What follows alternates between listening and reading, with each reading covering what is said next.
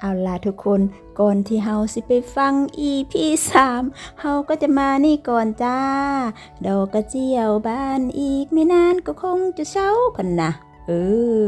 ส่วนดอกกระเจียวค่อยนั่นเองอยู่หน้าบ้านข้างบ้านนี่แหละทุกคนมินิดอกกระเจียวค่อยนี่แหละ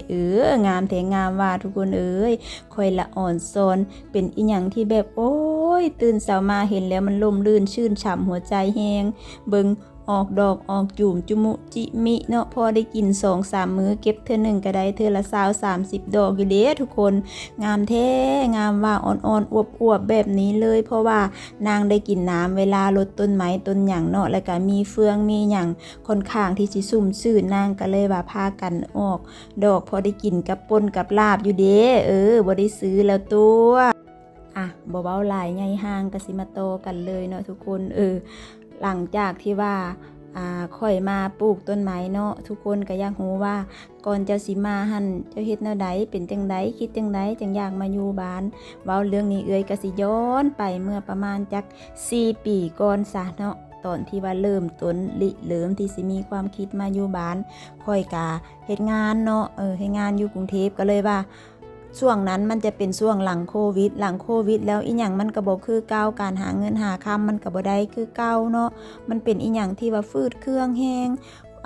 ก็เลยว่าโอ้ยเฮ็ดจังไดน้อคิดในใจว่ากูสิมาอยู่พอส่ำนี้บ่อายุก็หลายขึ้นแล้วอยากหารากฐานอยากหาความมั่นคงให้ชีวิตเจ้าของส่วนตัวว่าเมื่ออยู่บ้านอยู่ซ่องบ่แล้วบัดนี้ก็เลยว่าคนเฮาช่วงนี้นี่คันว่าบ่อีหลีนี่บ่ลดเด้อทำมาหากินในเ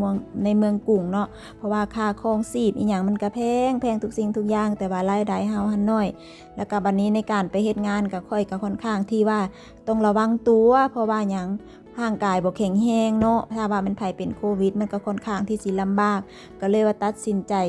คุยกับพี่กับน้องคุยกับแฟนว่าโอ้ยข้อยอยากเมื่ออยู่บ้านเมื่อเฮ็ดบ้านสวนเมื่อเฮ็ดส่วนผสมเมื่อเฮ็ดโคกหนองนาว่าสิซะอยากเมื่อเฮ็ดเลี้ยงเป็ดเลี้ยงไก่เลี้ยงปูเลี้ยงปลาพอได้อยู่ได้กินเฮ็ดแบบเศรษฐกิจพอเพียงว่าซั่นนะคุยกันก็เลยว่าโทรมาบอกแม่แล้วก็ให้แม่เอาป้าหัวหน้าลงค่อยก็ตัดสินใจว่าเงินก็มีบ่หลายแต่ก็อยากมาเฮ็ดบ้านเนาะก็เลยว่ามาเฮ็ดบ้านหลังจากที่เฮ็ดบ้านแล้วก็ความตั้งใจความคิดริเริ่มเลยว่าที่สิมาอยู่บ้านน่ะโอ้ยเมื่อไปสิเฮ็ดนี่เป็นสเต็ปมาเลยเด้ฉันจะปลูกต้นไม้ฉันจะปลูกเงาะปลูกทุเรียนฉันจะเลี้ยงเป็ดเลี้ยงไก่ไข่ฉันจะเลี้ยงไก่ไข่ฉันจะเลี้ยงปลาพุ่นนะความคิดโครงการเด้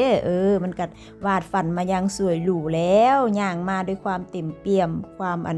มั่นใจเนาะว่าฉันต้องทำได้ฉันต้องแบบเป็นแบบนี้แต่ว่าทุกคนสถานการณ์มันพีคหลังจากที่ว่าเฮ็ดบ้านแล้วเนาะเงินในกระเป๋ามันก็ล่อยโหลเพราะว่าหยังเฮาลงทุนเฮ็ดบ้านเฮ็ดหยังไปแล้วมันก็มีอีหยังต่างๆบัดนี้เฮาบ่ได้หาเงินเด้เฮามาอยู่บ้านเนาะเฮาบ่ได้มีรายได้ในแต่ละมื้อค่ะแม่นอยู่ในเมืองในกรุงนี่หาเงินได้น้อยแต่มันได้ทุกมื้อเฮาเฮ็ดเวียกซุมื้อเนาะมันก็พอได้กินได้ใช้แต่พอมาอยู่บ้านนี่ทุกคน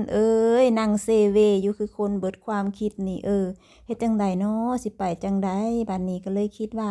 คุยกับแม่กับครอบครัวกับน้องๆว่าอยากไปเอาปลาดุกมาเลี้ยงเขาว่าเลี้ยงปลาดุกพันธุ์แล้วมันสิขายได้หั้นนะภายใน2 เดือนก็ขายได้ยกโบแบบนี้ก็เลยตัดสินใจคุยกันแล้วก็ไปสั่งปลาดุกพันธุ์มาเด้ไปสั่งมาแต่เวียงจันทน์พุ่นดิปกตินะแต่ละมื้อน่ะนะเพราะว่าช่วงนั้นมันจะเป็นช่วงเดือนมกรากุมภาเนาะมันต้องอากาศหนาวแต่เผอิญมื้อสิที่ว่าค่อยสั่งปลามันหั่นนะสั่งปลามามื้อนั้นน่ะอากาศร้อนแถมรถหั่นน่ะมาสาอีกทุกคนจากที่เคยมาบ่าย 3ก็มา